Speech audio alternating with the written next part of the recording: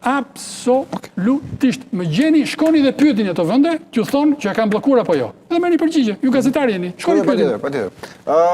Kush zoti ministër, sepse pakte në perceptimin tim është pjesa që një nga problemet më të mëdha që ne mund të kemi, që BE-ja i kushton shumë vëmendje, është mjedisi dhe siguria ushqimore. Absolutisht. Sepse me gjitha tjerat ne mund të rregullohemi, okay, mund të përshtasim. Tani, duke qenë se ju e njihni shumë mirë këtë gjithë procesin. Sa do vështirë ta kemi gjithmonë në këto dy fusha? Nuk do hy në detaje sepse këto janë për ministrin përkatës, janë për kryenegociatorin që është në krye të tërë procesit negocimit, për detajet, për dokumentet që përgatiten, për raportet që bëhen, për përgjigjet që jepen. Por do ju them gjë. Ndjes ky është perceptimi im, mbase ka kapitull më të vështirë për Shqipërinë, për mua këto janë më të vështirë. Ka kapitull, asnjë gjë nuk është e lehtë me Bashkimin Evropian. Asnjë gjë nuk është e lehtë me Komisionin Evropian. Janë absolutisht kërkues, super kërkues. Dhe kam thënë nganjëherë, domethënë me gjysmë shaka, u japin përgjigje të bëjnë 2 pyetje, u jep 2 përgjigje të bëjnë 4 pyetje. Domethënë kjo është natyra, domethënë unë e kam parë vetë. E kam parë vetë domethënë. Madje kam përshtypjen që kryenegociatori e ka thënë në moment caktuar dhe publikisht duket te mbledhja e fundit e qeverisë ishte e hapur që për një aspekt të veçantë kemi pasur 26 back and forth. 26 back and forth. Për një gjë.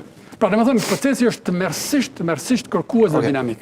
Tani, ka fusha që mund nga jashtë të konsiderohen si fusha që janë më të lehta, më të kollajta, siç ka fusha ku ne e dim që kemi hendeqe të mëdha dhe do duhet t'i mbushim me më të mirën e mundshme. Janë këto të dyja një nga ato fushat? Të dyja nga ato fushat që përmendet ty janë tek pjesa e këtyre që janë shumë më kërkuese.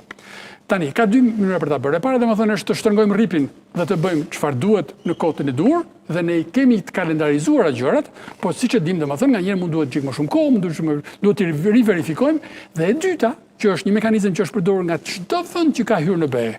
Absolutisht çdo vend. Është kërkesa që për fusha të caktuara, për 2 arsye, të kërkojmë periudha shtesë. Dhe këto janë të ditura pra. Ne kemi prezantuar në BE atë që e quajmë pozicioni negociues i Shqipërisë.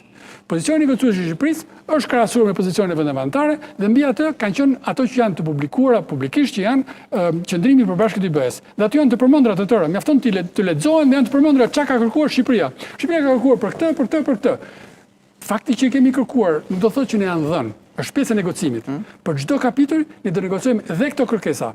Kemi kërkesat tona ndaj Bashkimit Evropian, që ne mendojmë që janë të arsyeshme, të pranueshme, kemi parë eksperiencat e tjerëve, përfshirë të Kroacisë, ka kërkesa nga Bashkimi Evropian për ne, për fushat veçanta. Dhe këto do të jenë pjesë e negocimit. Pra domethënë është një ushtrim kreti natyrshëm. Ne do duhet të japim garancitë e dura në çdo fushë, përfshirë për sigurinë ushqimore, përfshirë për mjedisin, përfshirë për transportin, përfshirë për çështjet e tjera që nuk u shkojnë mendje tani, domethënë që janë pjesë e negocimit, që jemi të aftë, kemi garancinë, kemi këllçet, kemi muskujt për të përballur me Bashkimin Evropian. Zoti ministër, patyshim pika më fort kush është në këto gjithë kapitull, pika ku ne kemi thuajse vetëm presim mbylljen e atij kapitulli.